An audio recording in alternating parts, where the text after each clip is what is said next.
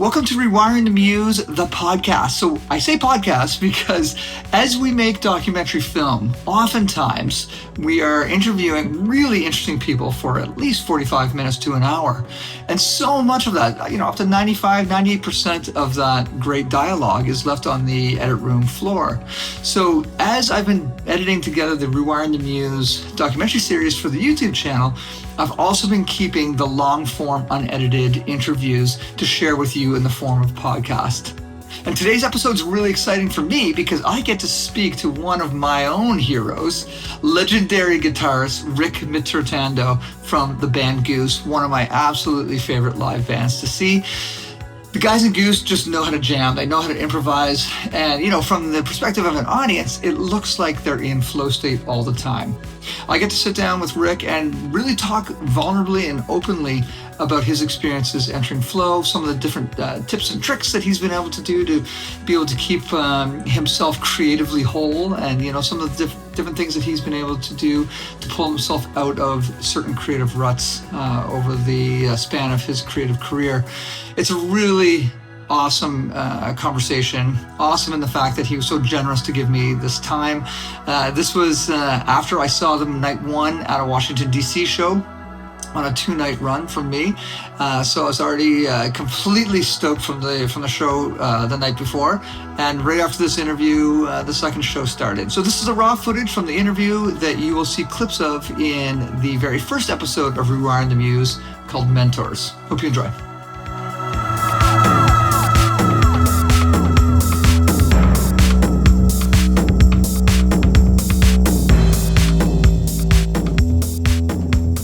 Well, Rick, thank you so much, man, for coming and adding some of your context to my interesting journey.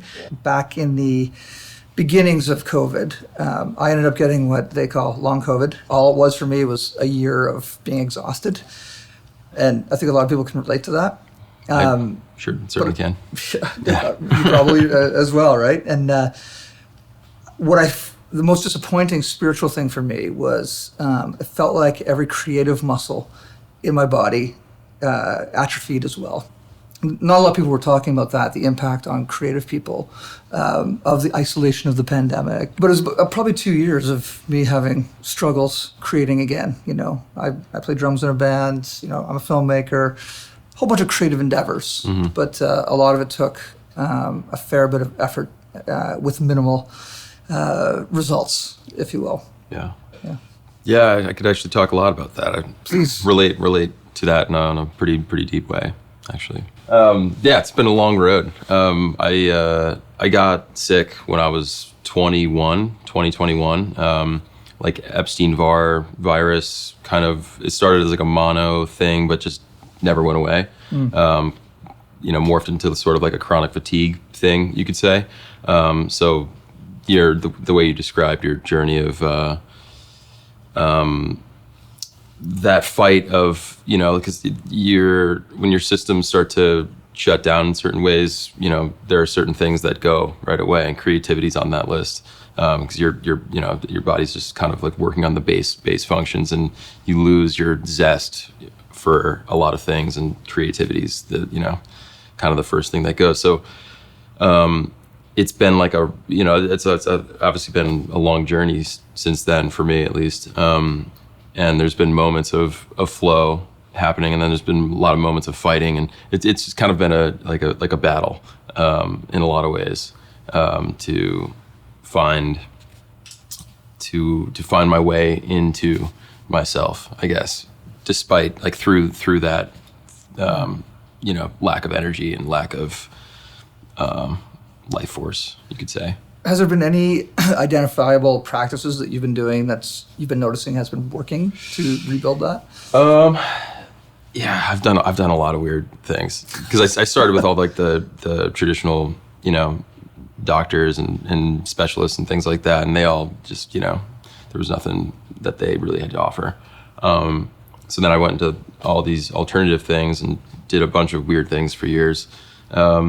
And then in recent years, I kind of started to, it took longer than it should have, but I started wrapping my head around the basics, like sunlight, and grounding and nutrition and, things that our, bodies are meant to be, that really recharge our bodies in a way. So like that's been a big part of the journey and understanding nutrition in a much deeper way, things like that.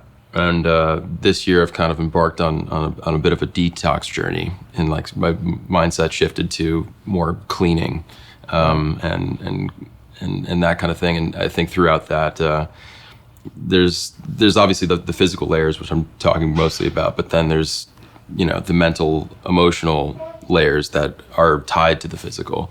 So as you're weeding through this stuck physical energy, you're uprooting stuck emotional energy and things at the same time. Right. I suppose the more that you're able to address some of that stuff that's coming up, perhaps the more spiritually fulfilled you're becoming, because you can be more creative again. Yeah, it's meditation is a big thing that helps with creativity in general, for sure. But it's just, so it's just life, like, living your life and engaging and being present, I think, is probably the biggest thing that it comes back to. Because it's easy to, especially in our, current day and age, all of our technology and stuff is what it's doing. I see it across all of these, any creative, media, like film, music. It's seemingly a lot harder for people to stay committed to an idea and see and receive ideas, because my thought or theory on it is we're in this high beta mind frame all the time, because of our devices and stuff, the constant stimulation we're getting from all the technology. And I see it kind of taking a hit in every creative field. And I feel it myself too, It was, I look at my phone every day and I wish I didn't. And if I didn't, I think I would probably make a lot more music. That's interesting too, because what's happening globally with exactly what you're talking about is, using devices and technology and just all of us becoming, really addicted to the algorithm, if you will. Mm-hmm. It is stealing us from the opportunity to be present. And that whole presence is kind of where we're going with this film. What I'm starting to learn is, through meditation, through good sleep and Mm-hmm. dreaming, Yeah. Psychedelics as well, with the right intentions, and also finding flow states, whether through athletics or music, art, are all things that promote neuroplasticity. And the more plastic our brains are, the more creative we can become. So a lot of those things are about being present. We were talking about rock climbing just before you came in, about how, the flow state is very present because the risk is so high. Mm. And those who have the skill to be able to climb crazy faces all say that they're climbing in flow. And as soon as they get intellectual about it, it gets dangerous. Yeah. Which is really interesting. And, I, as a drummer myself, like I've been finding that as well. Like the higher the risk, the more enjoyable the meditation is in the moment. And I'd love to hear your thoughts on that as a musician. Yeah, with others. It's interesting. Like I don't have the formula for it. Yesterday, woke up, started thinking about the show last night, and could tell right away that I was just in my head about it. I was over intellectualizing it, and this comes back to the whole subjectivity of the entire thing. And if if I think a show wasn't our best, someone else might think it was our best. So, I didn't feel like we were able to really get into the flow state for whatever reason. Do you think there's anything identifiable for you and the whole band that was different last night? Well, we, like I said, the last 4 shows before last night, we were pretty dialed in and felt like a bit of a breakthrough in a way, in some ways, and we left it all on the table. So there could have been just a fatigue of that. What was working last night? What was working? Yeah. It's tough to tell. I think the goal would be our off nights to be getting better. You know what I mean? Right. It'd be like raising the bar of what your low is.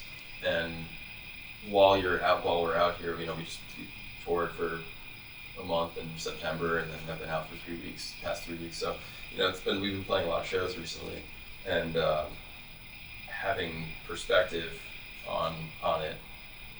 You really can't have an objective perspective on it while you're in it. The growth. I think we've been getting better. It's just chemistry. Like your chemistry as people talking, having a conversation is kind of the same thing as your chemistry as musicians. Maybe it's just more amplified that way. What is the power of the audience in your experience in playing, and the performance and the feedback coming from the audience versus a jam, like a practice, for example? Yeah. There's definitely a lot of power to it, and at the end of the day, it's pretty mysterious to me. Like I don't. If I knew what the formula was for those nights where it's all working and everything's just clicking, and the audience is like having a great time, and we're having like everyone's. Obviously, I would do that formula every day. It's like I don't know. Sometimes it's there. It's just happening. Where like our weakest material is like we can play anything and it's gonna kill. And then the nights where it feels like we're off, it's like the best material feels like duds. It's like nothing we can do feels like it really works. And those are the two extremes, and there's lots of places in the middle that we end up on from a night to night basis. And it's a lot of it. It's hard to speak. I can't speak objectively about this stuff, like I keep saying, but because it's so based on my own. It's like probably my own chemicals on my own pharmacy inside that's getting kicked around. I mean, sometimes we'll start a night and feel like we're very in the flow and like it's dialed, and then by the end of the night we're like I feel gassed and just like I have nothing else to say, and we can't tap in. Sometimes vice versa. It starts off a little stiff, rocky, and then second set we come back out and we're locked in. So yeah, you're using language of stepping in and whatnot. Would you say you'd identify this as a spiritual discussion as well, like because you're tapping into something of the spirit, if you will, when you're in that place, because it's exhausting otherwise. Yeah, I mean, I think what we're really talking about is getting out of the way. Yeah. Which there's lots of our parts of ourselves that are very useful, tools, our analytical minds and all these things. But when it comes to writing music or performing, improvising, in particular, even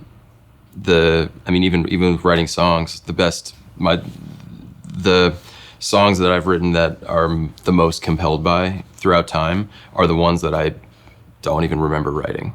They're just like it's like I don't know. It didn't come from my, the good stuff doesn't come from my brain. It comes from where it's like the brain is like an antenna for the good stuff. I totally know. It totally is. It's like just floating around. And like if you're lucky enough to tune into something compelling or interesting, then and have the wherewithal to see it through, which is difficult. It's difficult work, especially with what we were talking about before now. But that's really the and then improvising is no different. We're just like trying to be good antennas, and sometimes it works, sometimes it doesn't. That's awesome, because in a way, that's the thesis of this whole project is sometimes the antenna is crooked, it falls over a little bit, and it's just not receiving anything. Yeah. So what I've been trying to do with these interviews is figure out how do we stand that antenna up and make sure it's tuned into the right frequencies. Right. That's cool. I'm glad that that relates. We talked about improvisation, obviously jamming and creating something in the microsecond. And it's talking to Lucas, who's the neuroscientist I've been working with. It's all, from his words, it's all about our brains predicting what your fellow musicians are about to do. And it's within microseconds of your prediction of what, Trevor's going to do on the bass, or, like there's all this communication that our brains are doing that our regular subconscious has really no clue. Yeah. But, and improvisation, when works, is one of those real magical times. But can you talk to me about improvisation? And it doesn't have to be about music either. It's like improvisation and living in a realm of creativity. And how important is that for anybody's practice of living in life? I know that it's pretty important for me, and if I'm not doing it enough, then I feel a void, and sometimes I find myself in that place where I'm not doing it enough, and I feel off or not good, and I don't know why. And it's like, sometimes I forget to just be aware of that and stay present with that. As far as improvisation goes, it's two very different thought lines there. But in the context of the band, everyone's role is kind of different, and it may be, whereas for some people it may be more operative to remain really present and tuned in and reactive to what other people are doing. Whereas if in certain modes, you a lot of the times kind of doing lead melody type, things. What everyone else is doing is kind of like a foundation and a fuel, and I try to have as much awareness of that as I can. But then also I'm trying to listen to what's next. I'm trying to hear what's next. I'm trying to chase, and sometimes that, as far as music's concerned, it's a lot of like questions and then responses. So sometimes when I'm searching for a theme or a melody or something to move things forward, I'll end up just playing something, and when I'm tuned in, when it's working, I'll play something and then respond to it. It's like throwing something. In an analogy, I guess, I dated someone once who was an artist, and she would just make a random movement on the page, and then just kind of mess with it and keep adding things until all of a sudden something familiar would come out of it. But it's sort of that concept in a different light, is just throwing some shape, some combination of notes out there, and then like I said, when it's working, when I'm in a good zone, I'll hear how that can turn into a phrase, turn into a melody, because phrasing is like, it's really the thing. It's it's all about phrasing, and with melodies and stuff like that. So hearing the question, hearing the response, and then the layers of arc of that. There's the little phrasing, and then it turns into a bigger phrase, and then when it's really working, then I'll have one theme and one kind of phrase thing, and then you don't want to beat it to death, so then I'll move in, try to find another one, and then do that one for a little bit, and then come back to the first one, and then try to find a third. It's how much in command.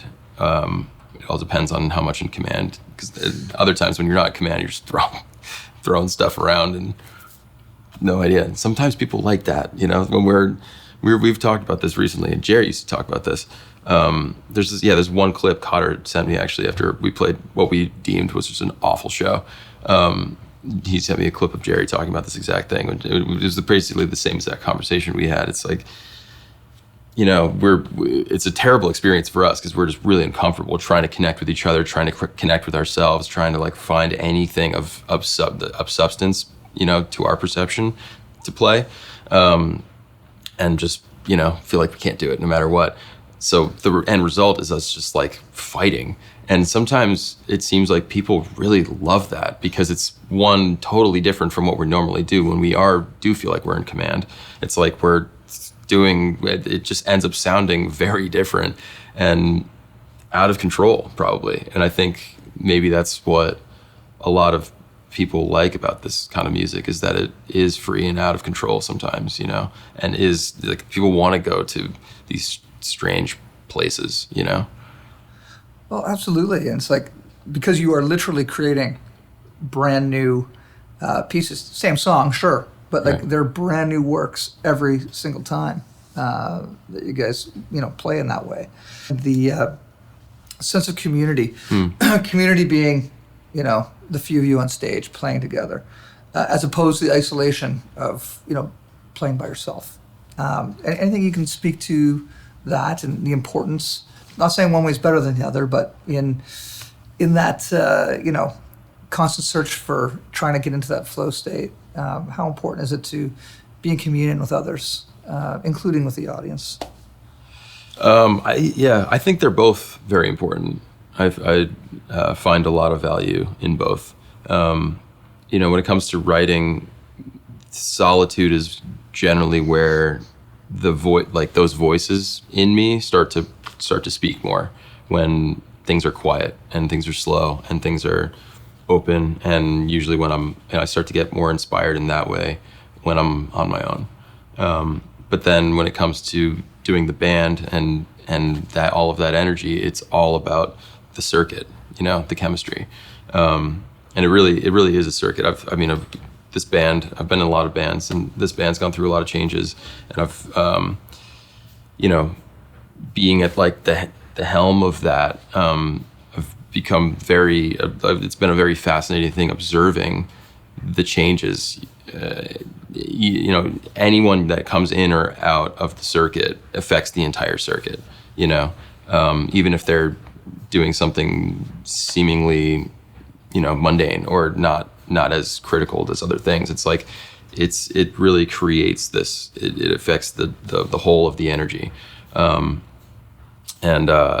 know, part of the journey of this band has been like just finding the right formula and the right circuit, and finding the points where energy's like hemorrhaging, and finding the points where it's getting amplified, or you know, creating that perfect circle where you're able to I don't know, find more flow, I guess, be in more flow state, and have more understanding as a unit, and like-mindedness, and you know, the same goal, everyone understanding the same goal, you know. So that's what's, you know, there's been a lot of changes, and that's been one of the most fascinating things. I've just learned a lot through doing it, you know, putting bands together and trying to find the right formula. Well, you know, for what's worth, it sounded like it was flowing really well last night. Oh, nice. In almost all the interviews that I conduct as a director, when I'm getting pretty close to the end of what I think I need, I usually turn around to my crew and I say, hey guys, is there anything that you're curious about, you know, a particular question you want to ask our interviewee? In this case, Irv had a question about how Rick is able to fit in certain practices like meditation with his pretty crazy and busy schedule. So that's a big one, and it's, you know, I struggle myself being consistent with it, you know, especially with this lifestyle. We're going around, we're traveling a lot, we're performing a lot. There's a lot of stress, a lot of pressure. So, you know, it's a constant practice, it's constant work, just being present, and that's one of the most potent ways to be present. I've found when any type of meditation. I don't know. I've tried many different approaches to it, but it's very interesting to me how when I'm in that frame of mind and doing those things, sitting down for 20 minutes and just meditating once or twice a day, you don't realize it, but things move. Like I end up creating a lot more without realizing it. I've done a bunch of, or I haven't in a long time, but there was a period where I did a handful of past life regressions, where you're in some kind of state of hypnosis, and the entire time, it's really, for me, it was very uncomfortable, because the entire time I was in that state, my analytical mind was bugging out, just like, this is nonsense. You're just making all this up. It's not real. And, you know, this comes back to people's personal beliefs on reincarnation and if that exists or not. But I personally generally subscribe to that concept, that idea, and you know, it's always been an interesting experience because you come out of those things with your mind fighting so hard the entire time. But meanwhile, while your mind is doing that, you're answering these questions immediately, like involuntarily. And you don't really realize it until after you come out of it and you're like, whoa, I was in a very altered state just now. And I said a bunch of stuff that, you know, like the answers to the questions kind of just like come right away, despite all the fighting. So I feel like there's a lot of, that's an example that's analogous to a lot of other pursuits, writing music or whatever it is. It's like meditating, you know, the whole time you're doing it, you could be having this entirely different mental experience of, I suck, I can't write, I don't know how to do this is terrible. And, you know, like wherever these things are, these good ideas are coming from, have to sneak their way past that narrative, and they do. And it's like, you know, you don't realize that the thing has been happening this whole time, despite you're having this experience of nothing's happening. That's awesome. I love that. Yeah. The idea of them sneaking in. Like, those little bastards. I mean, if there's this like higher intelligence out there that's trying to get these ideas or these creations, whatever they are, through, like, you know, both parties are having to fight through the density of thought that we're accustomed to, you know, that we're in every day. We wake up and we're just like, la, la, la, la, la, la. Is there any last thing you want to say to the audience of this film that could be hopeful? Yeah, other people struggling and trying to find themselves again, their creative selves. You know, everybody's on their own journey, including yourself. But I don't know. It's a tough one to sum up quickly. I don't know. The pursuit is worth it. You know, it's the like dedication and staying, not giving up. We all get discouraged. I get discouraged all the time. I'm constantly discouraged. But it's just worth it to keep going. Awesome. Rick, thank you so much, man. Absolutely. Really appreciate your time. Yeah, appreciate you guys, you know, coming here and absolutely. Yeah. Thank you so much for tuning in to the Rewiring the Muse podcast. I'd say my biggest takeaway is, you know, when Rick mentions that we're all antennas for ideas. Ideas are just floating right across us on a regular basis. We just have to tune that antenna to be able to grab that. But how do we tune it? We tune it by doing things like meditating, you know, different, you know, positive, healthy nutrition habits, exercise, to be able to capture those ideas and, you know, in doing so, also find flow.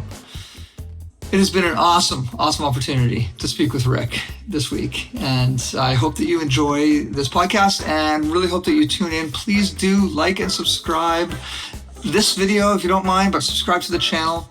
Check out all the episodes. Really appreciate it. You know, if I could do this for years to come, exploring different ways that I can rewire my muse and share these adventures with you, I'd like to do that. But I can only do that if we've got an audience who is supportive. And the biggest way you can support me right now is by subscribing. Have a great day. See you next week.